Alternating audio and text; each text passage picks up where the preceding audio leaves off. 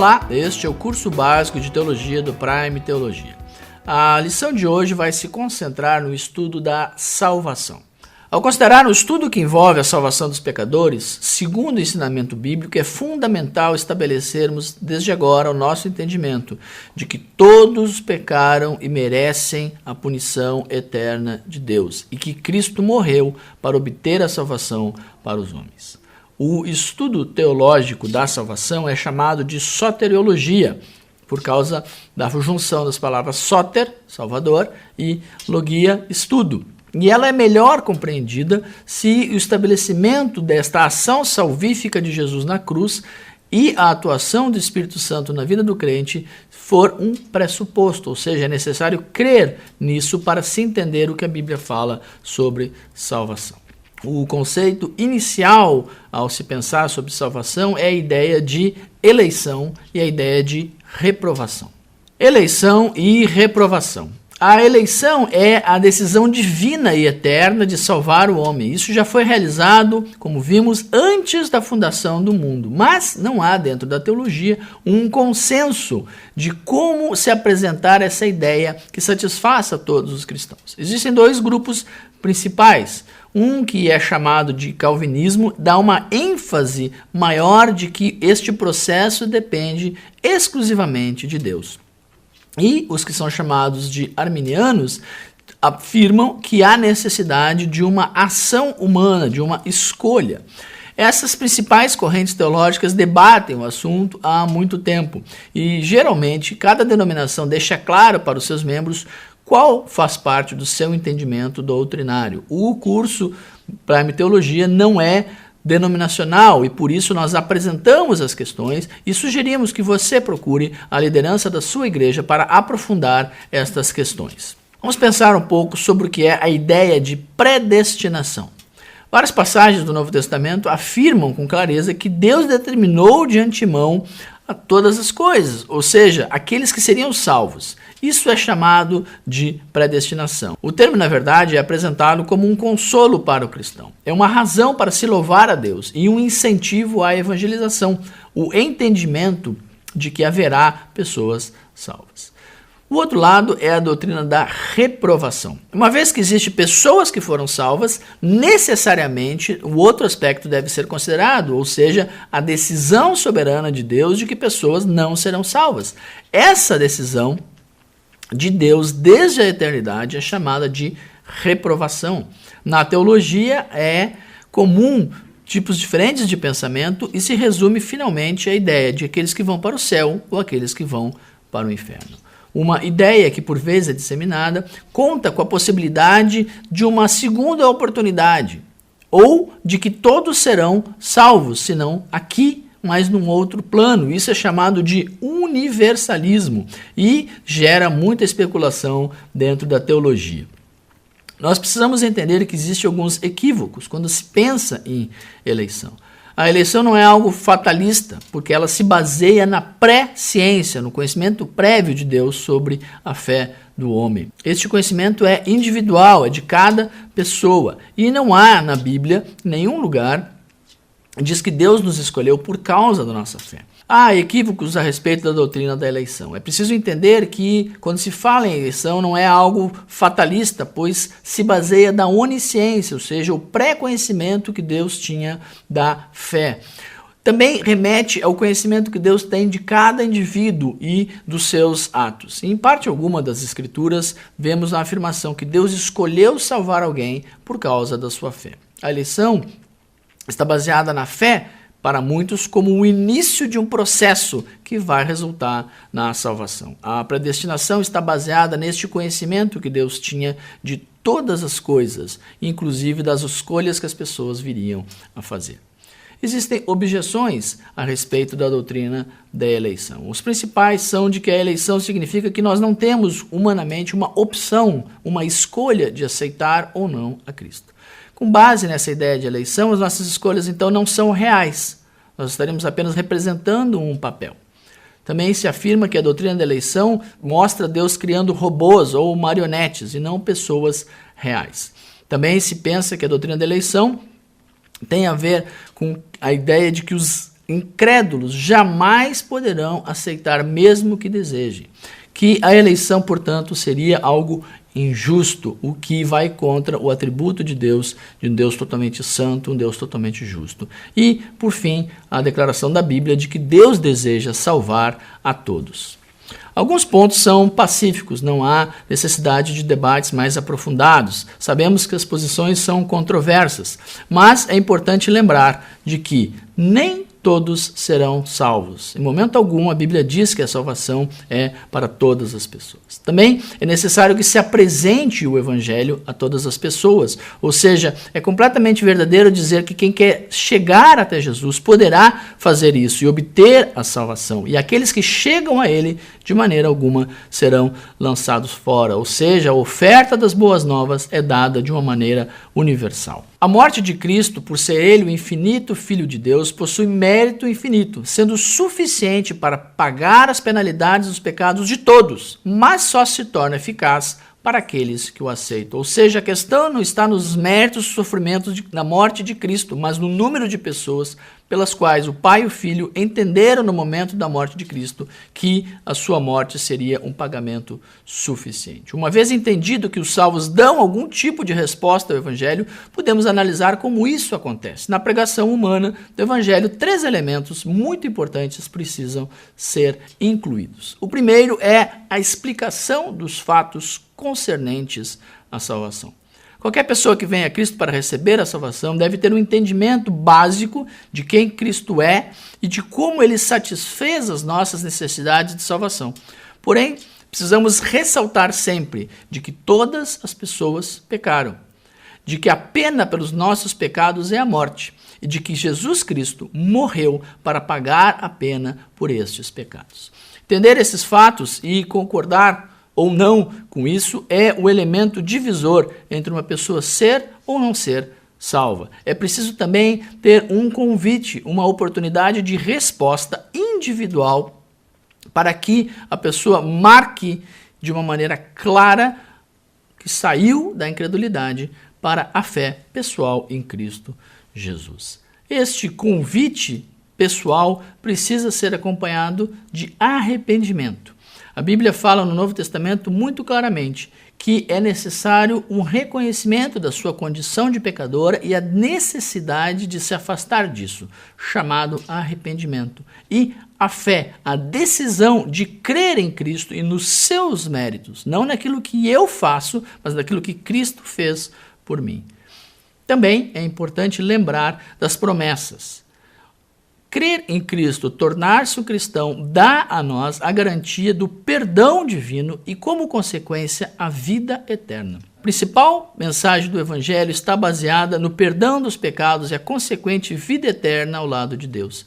Este é o grande argumento do versículo João 3,16, onde diz que Deus deu o seu Filho ao mundo para que todo aquele que nele crê não pereça, mas desfrute da vida eterna. Quando Pedro, cheio do Espírito Santo, faz o seu discurso em Atos, ele convida as pessoas a se arrepender, converter, para que tenham os seus pecados cancelados. Ou seja, quando se entende essa decisão, começa-se a falar agora na conversão. Conversão como um processo para alguns ou como um ato de uma só vez. Mas a Bíblia fala de 2 termos e nós precisamos entendê-los. Um é a redenção e outro é o nascer de novo. Ou seja, a regeneração é um ato invisível de Deus pelo qual Ele nos concede uma nova vida espiritual. Nascer de novo remete ao quê? A uma regeneração como obra exclusiva de Deus.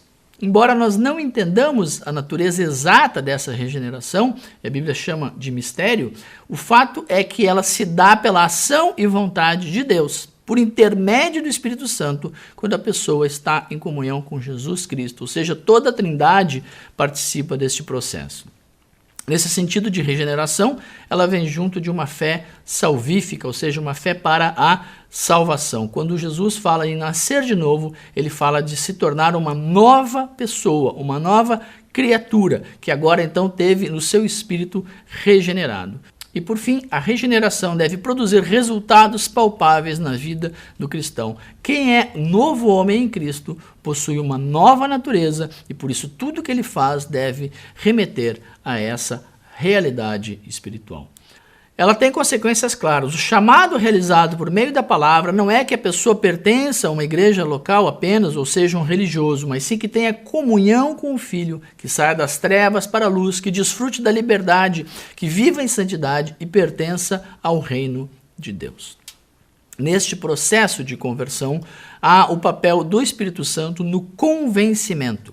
O convencimento é algo que o Espírito Santo realiza de forma individual, mostrando para o perdido a sua realidade como pecador. A Bíblia fala que ele veio para convencer do pecado, da justiça e do juízo. Ou seja, quando o homem percebe que é pecador, entende a necessidade de salvação e de que Jesus Cristo, sendo santo e sendo Deus, deu a sua vida.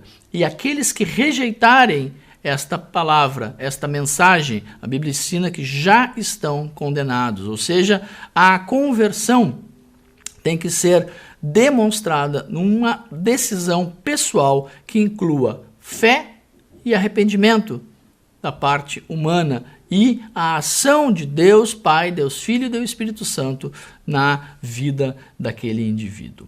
A fé e o arrependimento precisam vir juntos. A verdadeira fé salvífica não está baseada num conhecimento intelectual a respeito de Jesus. Ou seja, acreditar que Jesus é um homem bom ou um mestre moral não é o suficiente. E também não há possibilidade de se crer temporariamente. Eu creio que Jesus é Deus, o Filho de Deus. Não, eu já não creio mais tão bem, eu volto a crer. Não é esse o entendimento, porque uma vez que a fé se manifesta, existe uma aprovação por parte de Deus. Então é necessário uma decisão na dependência de Cristo como suficiente Salvador.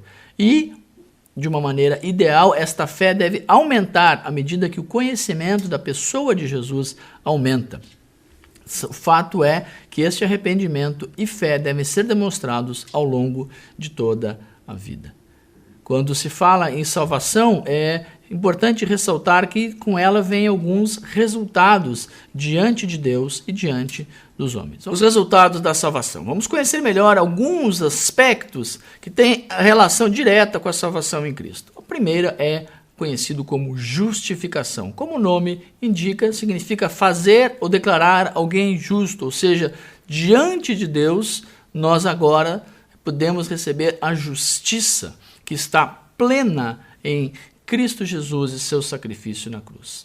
Tanto na teologia do Antigo Testamento como no Novo Testamento, a ideia é de pronunciar diante de uma autoridade, no caso a autoridade maior, Deus, de que alguém é inocente. Existe um contraste claro entre justificar e condenar. Deus nos justifica por meio da fé em Cristo e pode nos declarar justo porque Ele imputa, coloca sobre nós a justiça que vem de Cristo. Paulo diz que com isso nós recebemos o dom, o presente da justiça. Como ocorre este processo de justificação? Primeiramente, é importante ressaltar que a fé em Cristo é o único meio para que isso ocorra.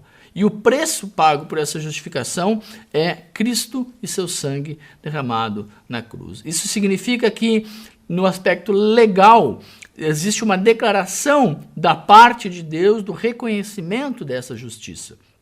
E também é parte da graça dada por Deus no seu plano eterno de salvação. Em momento algum, nós podemos fazer justiça para os nossos próprios atos. Quando alguém crê, esta pessoa está em Cristo e isso faz dela um homem ou uma mulher justo aos olhos de Deus. Deus, então, é o justificador daqueles a quem ele julgaria. O que é julgado? A nossa natureza pecaminosa. O julgamento deveria livrar o crente do poder do pecado, porque o poder do pecado está ligado à velha natureza do homem perdido, mas pela fé nós vivemos uma nova natureza e essa sim é considerada justificada diante de Deus. A certeza é que um dia nos livraremos desta natureza e poderemos exercer plenamente os direitos e as benesses da nova natureza em Cristo Jesus. O texto de Romanos 6, Paulo mostra claramente os resultados da anulação do poder desta velha natureza. Isso vai mostrar que não somos mais escravos do pecado e agora podemos viver em obediência a Deus. A morte de Cristo dá ao crente o privilégio de ter uma comunhão na família de Deus. Porém, há algumas condições estabelecidas na Bíblia para isso. Uma é conformar-se ao padrão desta luz que é vinda do próprio Deus. E segundo é confessar os pecados. Entendemos assim que participamos de um processo de adoção, ou seja, a justificação é um processo e a adoção é outro. A adoção nós entendemos ser o ato divino que integra aqueles que creem em Cristo Jesus à família de Deus. Paulo fala que existe dois grupos que foram adotados por Deus de maneiras distintas.